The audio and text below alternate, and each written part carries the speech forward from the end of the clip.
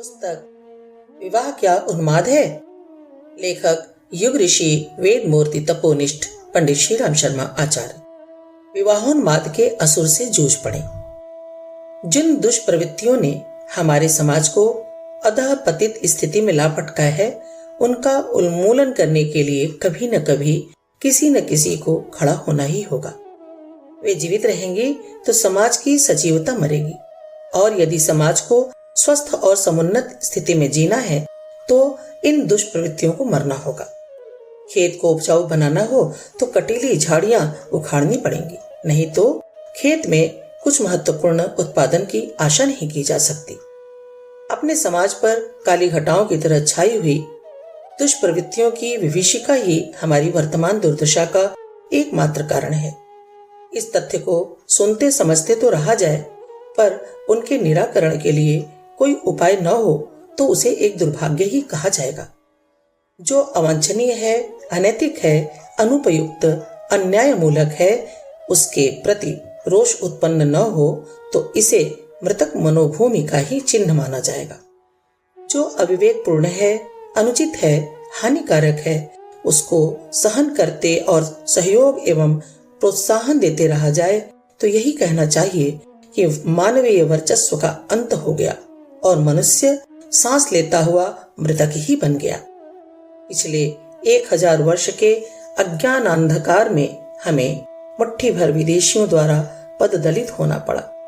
इसका कारण कोई भौतिक व्यवस्था एवं असमर्थता नहीं थी, केवल एक ही दुर्बलता थी कि हम अनीति के साथ समझौता करने वाले और अनुपयुक्त को सहने वाले भीरू मानस बन गए थे।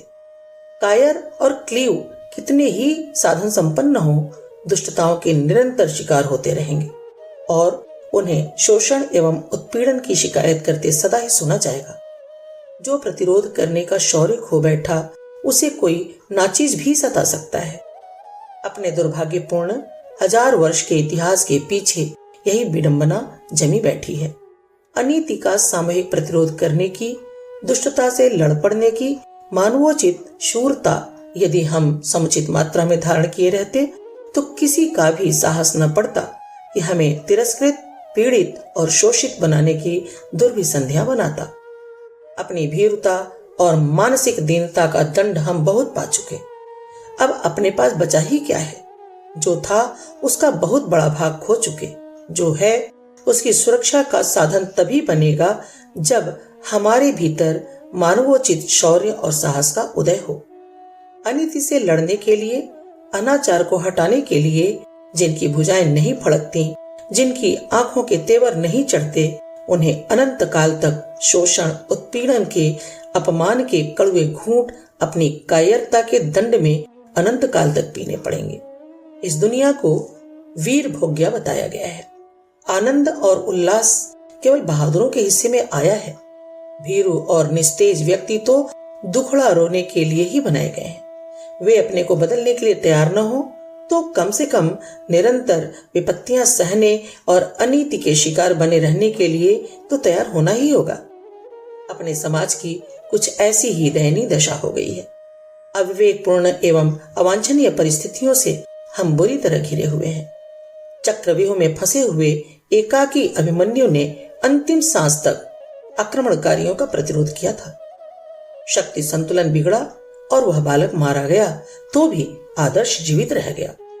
किसी भी प्रलोभन से, यहाँ तक कि प्राणों के मोह से भी अन्याय के आगे सिर नहीं झुकाना चाहिए। यह आदर्श ही सजीव और समर्थ जातियों का होता है। जो भीरुता से ग्रस्त, आशंकाओं से भयभीत होकर एक कोने में चुपचाप मुंह ढककर बैठ जाते हैं, वे शुतुरमुर्ग की तरह भले ही सोचते यह रहे कि हम झंझटों से बच गए, पर झंझट उन्हें छोड़ने वाले नहीं। कायरता का दंड शोषण और उत्पीड़न के रूप में मिलता रहा है और भविष्य में मिलता ही रहेगा। जीवित रहने के लिए अवांछनीयता के साथ संघर्ष करना आवश्यक ही नहीं, अनिवार्य भी है।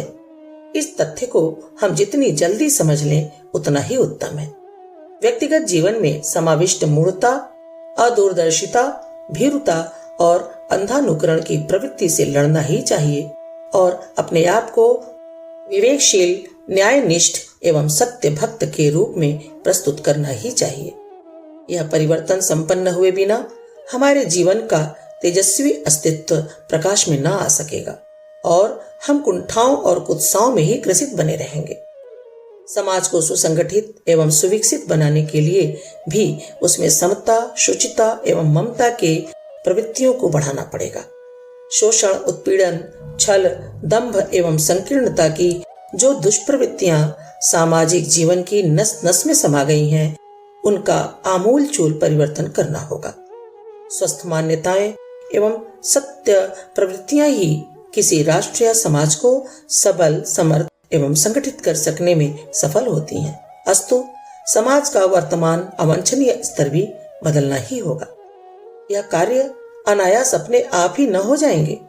व्यक्ति और समाज के वर्तमान स्तर का यदि कायाकल्प करना है तो उसके लिए ऐसा प्रबल प्रयत्न करना होगा जिसे संघर्ष नाम दिया जा सके। विचार क्रांति की उपयोगिता आज सर्वत्र अनुभव की जा रही है। हर कोई यह सोचता और चाहता है कि व्यक्तिगत एवं समाजगत मूढ़ मान्यताएं एवं अनैतिकताएं ही समस्त विपत्तियों का मूल कारण है। इन्हें बदला जाना चाहिए, पर बदलने के लिए क्या किया जाए यह सूझ नहीं पड़ता। सभा, मीटिंग, प्रस्ताव, भाषण की सस्ती रीति नीति अब बहुत पुरानी हो गई। निरर्थक लोग ही वाचालता की कला में बहुत प्रवीण हो गए हैं। लोग यह जान गए हैं कि बक झक करने मात्र की योग्यता वाले भी समाज सुधारक का आडंबर बनाए फिरते हैं और वे पर उपदेश कुशल बहुतेरे भर होते हैं। उनकी कथनी और करनी में जमीन आसमान जैसा अंतर होता है। ऐसे लोगों का किस पर क्या प्रभाव पड़ सकता है? संस्थाएं, रचना, सभाएं, जमाना और लच्छेदार लेक्चरबाजी करना तथा कथित आत्मविज्ञापन बाजों का एक शुगल मात्र रह गया है। वस्तुस्थिति समझ ली जाने से अब वह प्रक्रिया अपना मूल्य खो बैठी और उसकी ओर से जनता ने उदासीनता धारण कर ली। अब इस प्रकार के प्रयोग उपेक्षा की दृष्टि से देखे जाते हैं और लोग उनमें सम्मिलित होने तथा सहयोग देने को उत्सुक नहीं रहते। वस्तुतः कुछ करना हो तो अब ठोस और सच्चाई से भरे आधार ढूंढने होंगे और उनका संचालन सच्चे, कर्मठ और सक्रिय व्यक्तियों के हाथों में सौंपना होगा। परिवर्तन के लिए संघर्ष की नितांत आवश्यकता है। लोगों की आदतें, विशेषतया बुरी आदतें, मात्र कहने सुनने से नहीं बदलती। बदलाव झटके के साथ आता है। सरलता से वह सब हो ही नहीं सकता। प्रचार की, लोक शिक्षण की दृष्टि से सिखाने पढ़ाने की प्रक्रिया का उपयोग हो सकता है। लोग आलोचना, निंदा और विरोध सुनने में रुचि भी लेते हैं और मौखिक समर्थन भी सुधारवाद का करते हैं। पर जब परिवर्तन के लिए सक्रिय कदम उठाने का अवसर आता है तब देखा जाता है कि बढ़ चढ़कर बातें बनाने वाले भी पीछे हटने और बगले झांकने लगते हैं। अतएव वांछनीय परिवर्तन लाने के लिए ऐसे आंदोलन खड़े करने पड़ते हैं जिनमें कितने ही लोग भाग लें और उनका अनुकरण करने के लिए दूसरों को साहस प्राप्त हो। देखा देखी की प्रवृत्ति लोगों में पाई जाती है। जहां बुरी बातों का अनुकरण किया जाता है वहां आदर्शवादी कार्य पद्धति यदि चल पड़े तो लोग उसका अनुकरण भी करते हैं। गांधी जी ने स्वतंत्रता आंदोलन का संचालन करते हुए एक छोटा मोर्चा आरंभ किया था जिसके द्वारा आसानी से व्यापक क्षेत्र में सरकार के कानून उल्लंघन का संघर्ष आरंभ किया जा सके। नमक सत्याग्रहियों की एक छोटी प्रक्रिया थी, पर उसने कानून तोड़ने और सरकार से लड़ने की प्रवृत्ति व्यापक क्षेत्र में फैला दी और फिर वह अभियान अनेक मोर्चों पर विकसित होते हुए इतना बढ़ा कि अंग्रेज सरकार की लंबी अवधि से चली आ रही राजनीतिक पराधीनता को पलायन करने के लिए ही विवश होना पड़ा। सामाजिक और नैतिक क्रांति के लिए हमें एक छोटा मोर्चा आरंभ में चुनना चाहिए और ऐसे संघर्षात्मक आंदोलन का सृजन करना चाहिए जिसे व्यापक क्षेत्र में विकसित किया जा सके। आरंभ भले ही छोटा और सीमित हो, पर ऐसा संघर्ष रुके तभी जब परिवर्तन की समग्र आवश्यकताएं तथा दिशाएं प्रभावित हो जाए। हजार वर्ष की गुलामी के कारण हमारी विचारणाओं, प्रवृत्तियों और गतिविधियों में अवांछनीय तत्वों का, मूढ़ता एवं अनैतिकता का इतना समावेश हो गया है कि वे पग पग पर शांति और सुव्यवस्था में बाधक सिद्ध हो रही हैं। समय का तकाजा है कि उन्हें बदला जाए, अन्यथा वे हमारे लिए और भी अधिक अधःपतन की विभीषिका उत्पन्न करेंगी। मूढ़ता को विवेकशीलता में, अविवेक को औचित्य में परिवर्तित करने के लिए एक व्यापक जन आंदोलन की संघर्षात्मक कार्यक्रम की आवश्यकता अनुभव की जा रही थी। समय आ गया कि उसका शुभारंभ किया जाए। इसके लिए एक महत्वपूर्ण मोर्चा विवाहोन्माद के उन्मूलन का आधार लेकर खड़ा किया जाना है। अभिभावकों से कहा जाना चाहिए कि वे अपने बच्चों के विवाह में न तो दहेज लें और न जेवर दें। अति सादगी के साथ 10-5 आदमियों की बारात में एक छोटा सा पारिवारिक उत्सव मनाकर विवाह कर लिया करें।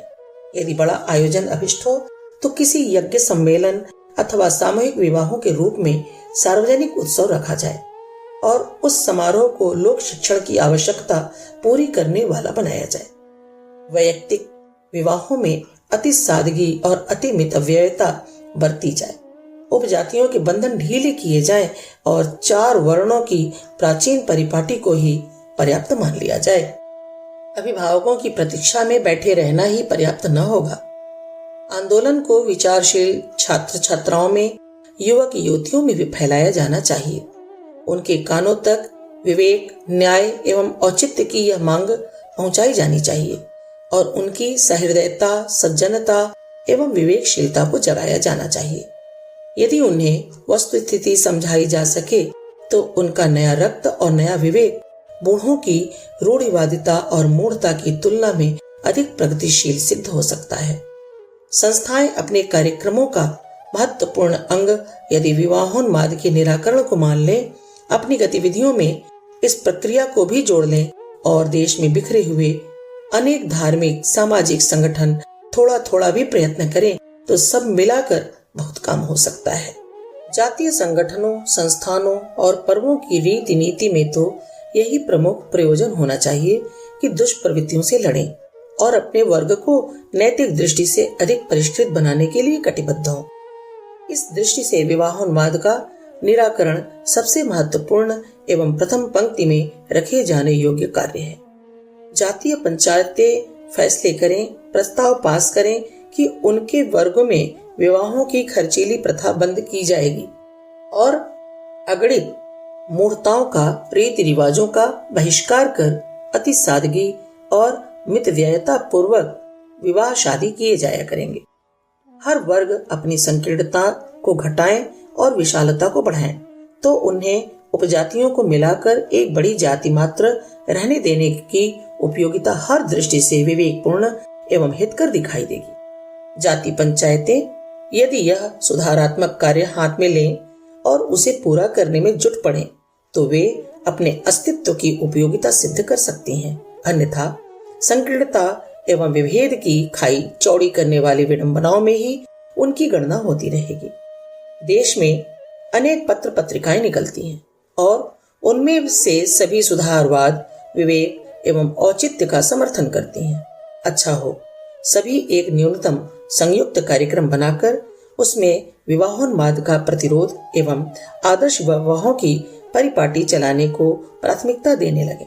सभी पत्र इस संदर्भ में लोक मत जागृत करें और प्रचलित रूढ़िवादिता को हटाने के लिए एक व्यवस्थित आंदोलन खड़ा कर दें।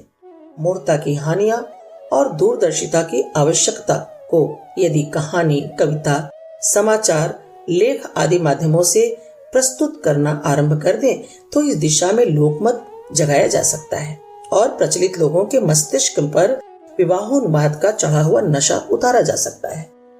अभिनय, गायन, नाटक, एकांकी, प्रहसन, फिल्म, स्वांग आदि सांस्कृतिक कार्यक्रमों में सुधारवाद का समावेश किया जा सकता है और इस पंक्ति में विवाहोन्माद के उन्मूलन को प्राथमिकता दी जा सकती है। लेखक, कवि एवं प्रकाशक ऐसे साहित्य का सृजन एवं प्रसारण कर सकते हैं जो विवाह व्यवसाय के रोमांचकारी दुष्परिणामों से परिचित कराएं और इस पद्धति के विरुद्ध घृणा एवं रोष उत्पन्न करें। वक्ता और गायक अपनी वाणी से समाज की इस भ्रष्ट प्रणाली पर तीखे प्रहार कर सकते हैं।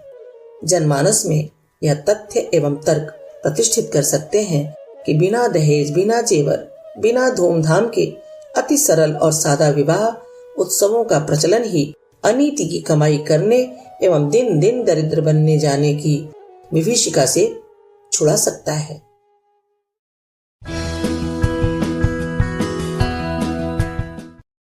पुस्तक विवाह क्या उन्माद है? लेखक युग ऋषि वेद मूर्ति तपोनिष्ठ पंडित श्री राम शर्मा आचार्य। उपाय अनेक हैं, रास्ते बहुत हैं। आवश्यकता उन पर चलने के लिए प्रोत्साहन करने की और ऐसे उदाहरण प्रस्तुत करने की है जिनका अनुकरण करने के लिए सर्वसाधारण का उत्साह जगाया जा सके। प्रबुद्ध वर्ग का उत्तरदायित्व एवं कर्तव्य है कि अपने समय की दुष्प्रवृत्तियों से जूझने और सत्प्रवृत्तियों की प्रतिष्ठापना करने के लिए समय निकाला जाए और अपने प्रभाव एवं चातुर्य का ऐसा उपयोग हो जिससे अपने समय की इस सबसे बड़ी अधिक कष्टकारक दुष्प्रवृत्ति का उन्मूलन संभव हो सके।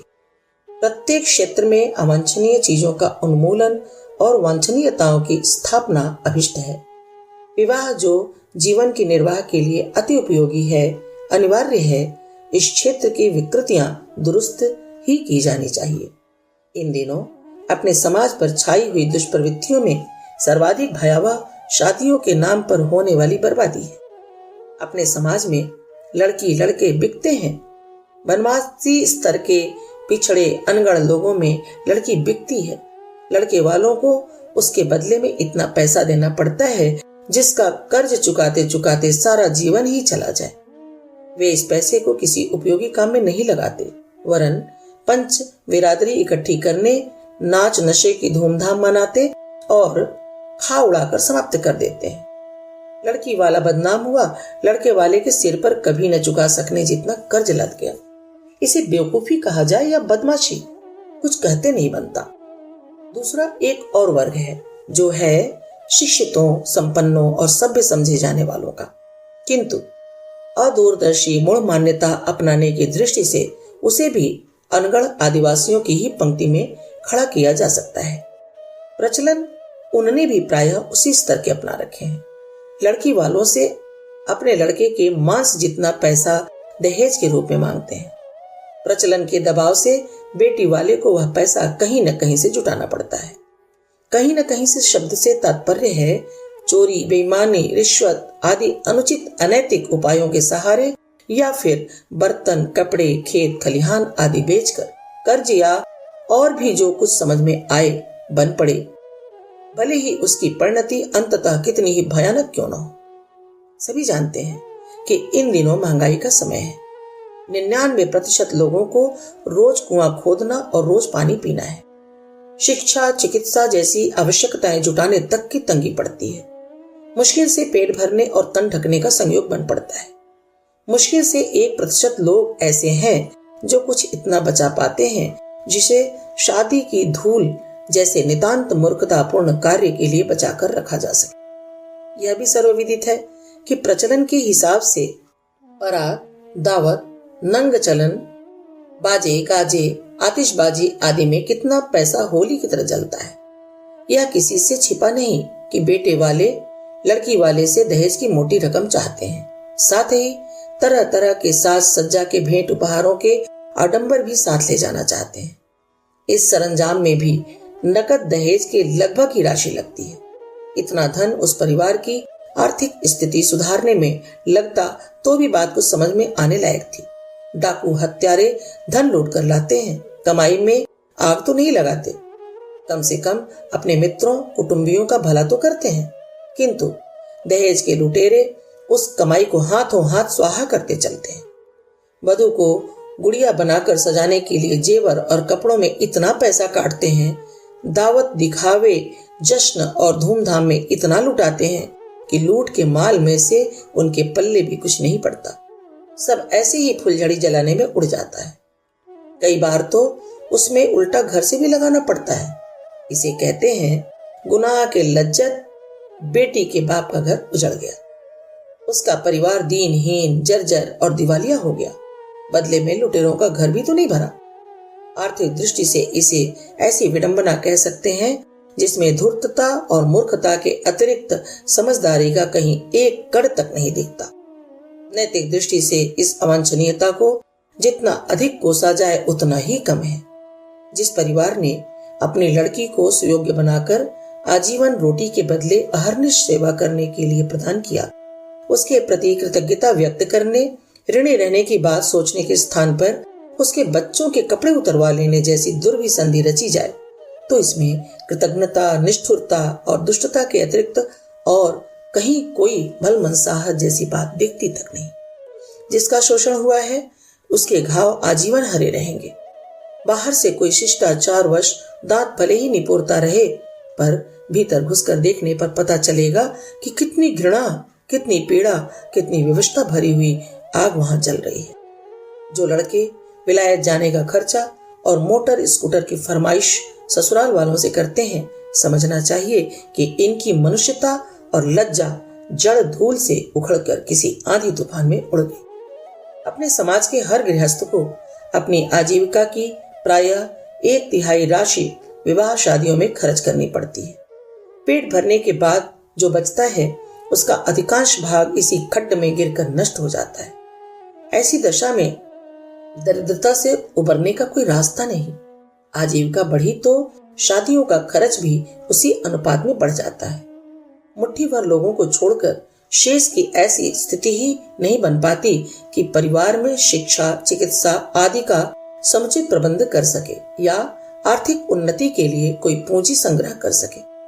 निरंतर आर्थिक समस्या से व्यग्र रहने और उसकी पूर्ति के लिए अनैतिक उपाय सोचते रहने के अतिरिक्त और कोई रास्ता भी तो नहीं मिलता। ऐसी दशा में सामाजिक दृष्टि से अपना समाज दिन दिन अधिक गई गुजरी स्थिति में गिरता जाए तो आश्चर्य ही क्या है। लड़की वाला अपने समय पर सुधारवादी बनता है और देन दहेज को कोसता है, पर जब अपने लड़के का समय होता है तो वह गाय न रहकर भेड़िए की तरह गुर्राता है। यह दुमुही दोगली नीति अपनाते हुए देखकर लगता है कि समाजगत शालीनता एक प्रकार से दिवालिया होती चली जा रही है। संसार में सहस्रों देश और सैकड़ों धर्म हैं, पर कहीं किसी में भी ऐसा प्रचलन नहीं है कि विवाह में ऐसा लेन देन और धूम धमाका चलता हो। पारिवारिक उत्सव की तरह सीधे सीधे ढंग से प्रचलित चिन्ह पूजा करते हुए लड़की विदा हो जाती है। न अग्निकांड जैसी गुहार चलती है और न डकैती जैसी लूटमार जैसे हाहाकार दृश्य उत्पन्न होते हैं। गरीबों द्वारा अमीरी का स्वांग रचना आमतौर से बड़ा घिनौना और बचकाना माना जाता है, पर अपने समाज में तो इस कुकृत्य को भी नाक की प्रतिष्ठा का प्रश्न बनाया जाता है। अनैतिकता अनैतिकता है, वह एक जगह पनपती है तो अपनी लपेट ही के हर संपर्क क्षेत्र को प्रभावित करती है। लड़की लड़कों का क्रय विक्रय निश्चित रूप से कसाईयों जैसा व्यवसाय है। उसकी हर दृष्टि से भर्त्सना ही की जा सकती है। कहते सुनते लिखते पढ़ते बहुत दिन हो गए कि सत्यानाशी कुप्रथा से अपने समाज को छुटकारा दिलाया जाना चाहिए और देव संस्कृति के मुंह पर पुती इस कालिक को हर कीमत पर छुड़ाया जाना चाहिए। किंतु कठिनाई यह रही है कि एक ने दूसरे का मुंह तका है, दूसरे ने तीसरे का। आगे बढ़ने की बारी जब भी आई तो पगले झांकते रहे। दकियानुसी वातावरण में पले लाल बुझक्कड़ों के सामने प्रगतिशीलों ने अपने को हारा हारा या खोया खोया सा अनुभव किया है। यदि यही क्रम चलता रहा तो सुधार में हजारों वर्ष लगेंगे। इतनी लंबी प्रतीक्षा न करनी हो तो उपाय एक ही है कि हम बिना खर्च बिना दहेज की शादी सादगी और शालीनता से भरे पूरे वातावरण में संपन्न करने की बात अपने घर परिवारों से ही आरंभ करें। दूसरों में आगे बढ़ने का जब प्रचलन चल पड़े तब उसके अनुकरणीय की प्रतीक्षा में न बैठे रहकर हमें भी अग्रिम पंक्ति में खड़ा होना चाहिए और लंका को अपनी पूंछ से जलाकर अन्य रीछ बानरों की हिम्मत बढ़ानी चाहिए। प्रज्ञा परिजनों की बिरादरी 20 लाख के लगभग है। शादियां हम अपने ही लोगों में पक्की करें, दूसरों से भी संपर्क साधें तो पर मालदार ढूंढने की अपेक्षा प्रगतिशीलता को महत्व दें। लड़की लड़के श्रम पूर्वक गुजर करें, यह उसकी तुलना में कहीं अधिक अच्छा है कि किसी धनी प्रतिगामी के घर लड़की के रोने सुबकने के लिए खदेड़ा जाए और अपना घर खाली किया जाए। उपजातियों की कट्टरता अब समाप्त होनी चाहिए। उसमें कोई दम नहीं, वह न शास्त्रीय है और न तथ्यपूर्ण। दायरे में बंधे रहने के कारण भी अच्छे संबंध मिलने में भारी कठिनाई पड़ी और दहेज की मांग बढ़ी है। हमें यह बंधन भी शिथिल करने चाहिए। प्रज्ञा परिजन निश्चय करें कि वे अपने घर के तथा प्रभाव क्षेत्र के लड़की लड़कों की शादियां मिशन की निर्धारित विधि व्यवस्था के अनुरूप ही करेंगे, जिसमें बारात, गाजे बाजे, दहेज प्रदर्शन, जेवर, सज धज आदि का निषेध हो। कोई पिता देना चाहे तो लड़की को 5 साल के फिक्स डिपॉजिट में राशि को दे सकता है। दोनों ओर से मात्र वर वधू के कपड़ों का आदान प्रदान हो। जेवर के नाम पर अंगूठी बदलने की छूट हो सकती है। सोने की न हो, वह चांदी की भी हो सकती है। कोई उपहार देने की बात हो तो उसका प्रदर्शन तनिक भी न किया जाए। इस प्रकार सादगी और शालीनता भरे हुए विवाह प्रचलन चलेंगे तो उनका अनुसरण अन्य लोग भी करेंगे। विवाह योग्य लड़के लड़की से इस प्रकार की प्रतिज्ञाएं कराने का आंदोलन चलाया जाए। वे सादे कागज पर अपनी प्रतिज्ञा लिखकर स्थानीय प्रज्ञा संस्थान में जमा करें। इसी प्रकार अभिभावक भी वैसी ही प्रतिज्ञा करें और घोषणा की जानकारी नोट कराएं। इन सबकी एक एक नकल शांति कुंज हरिद्वार में भी पहुंचती रहे तो लड़की लड़के तलाश करने बताने में सुगमता पड़ेगी। यह कार्य ऐसे क्षेत्रीय सम्मेलनों के माध्यम से ही हो सकता है, जिनमें विवाह योग्य लड़की लड़के अपने अभिभावकों के साथ आएं, बातचीत करके उपयुक्त संबंध तलाश करने का प्रयत्न करें। इस दृष्टि से प्रगतिशील जातीय सम्मेलनों के आयोजन भी बहुत उपयोगी हो सकते हैं। बन पड़ा तो हर बड़ी बिरादरी के ऐसे सम्मेलन शांति कुंज में प्रांतीय प्रज्ञापीठों से बुलाने की व्यवस्था की जाएगी। यह प्रयत्न किया जाना चाहिए कि प्रज्ञा परिजनों की लड़के लड़कियों के विवाह शांति कुंज में ही संपन्न हुआ करें। दोनों पक्ष के 10-10 से अधिक व्यक्ति वहां न पहुंचे और इस वातावरण में परिपूर्ण सादगी के साथ विवाह कार्य संपन्न करें। दोनों पक्ष मिलजुल कर एक साथ भोजन बनाएं और साथ बैठकर खाएं। ठहरने, खाने आदि की सारी व्यवस्था यहाँ है। कर्मकांडी पंडितों द्वारा पूर्ण शास्त्रोक्त विधि से विवाह प्रक्रिया यहाँ संपन्न कराई जाती है। यहाँ एक बात स्मरण रखने योग्य है कि बाल विवाह या अनमेल विवाह यहाँ नहीं किए जाते। वर कन्या का सुयोग्य होना तथा दोनों की पसंदगी होना आवश्यक है। इस निर्धारण में सबसे बड़ा एक लाभ देखा गया है कि स्थानीय क्षेत्र के प्रतिगामी लोगों के दबाव उपहास से बच जाने पर दुर्बल मनोबल वाले भी असमंजस से बच सकते हैं। अन्यथा कुटुंबी संबंधियों में से कितने ही ऐसे भी होते हैं जिनका रिश्ते या आयु के कारण दबाव मानना पड़ता है और करे धरे का गुड़ गोबर हो जाता है। इस झिझक असमंजस को खोलने के लिए यह सोचा गया है कि 2 वर्ष तक प्रज्ञा परिवारों के लड़की लड़कों के विवाह शांति कुंज हरिद्वार अथवा गायत्री तपोभूमि मथुरा में ही संपन्न किए जाएं। स्मरण रहे, शुभारंभ के मुहूर्त में जैसा वातावरण होता है वैसा प्रभाव अंत तक बना रहता है। विवाह 2 आत्माओं का मिलन है। उसे एक प्रकार से नया जन्म कह सकते हैं। उस अवसर पर यदि बुद्धि काम न करे, अहंकारिता छाई रहे और रुदन करके एवं घृणा विद्वेष के भाव रहें तो समझना चाहिए कि उस दंपत्ति के जीवन पर वह माहौल प्रेत पिशाच की तरह आजीवन छाया रहेगा। पति पत्नी में से कोई सुखी न रहेगा। दोनों असंतोष और विग्रह से आक्रांत रहेंगे। अच्छा हो इस तथ्य को समझा जाए। विवाहोत्सव को पूर्ण सात्विकता, शालीनता और सद्भावना के वातावरण में संपन्न किया जाए। लक्ष्य नष्ट करने वाली विडंबना का सर्वथा परित्याग ही किया जाए। यह प्रक्रिया शांति कुंज के देव वातावरण में विवाहोत्सव कराने पर अधिक अच्छी तरह संपन्न हो सकती है। उसमें मितव्ययता भी है और साथ ही उच्च स्तरीय आशीर्वाद की उपलब्धि भी।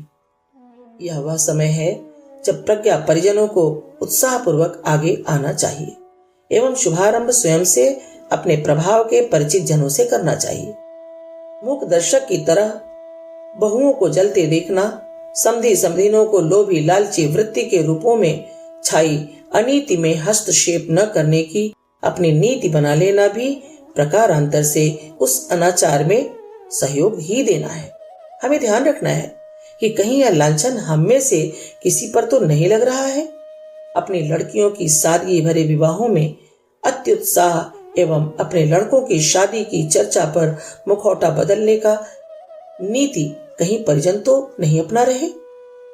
समाज की अन्यान्य समस्याएं अपनी जगह हैं और विवाह अपव्यय दहेज की एक ओर। लाखों प्रज्ञा परिजन एवं उनके परिचय के लगभग करोड़ों व्यक्ति इस समस्या से भलीभांति अवगत हैं।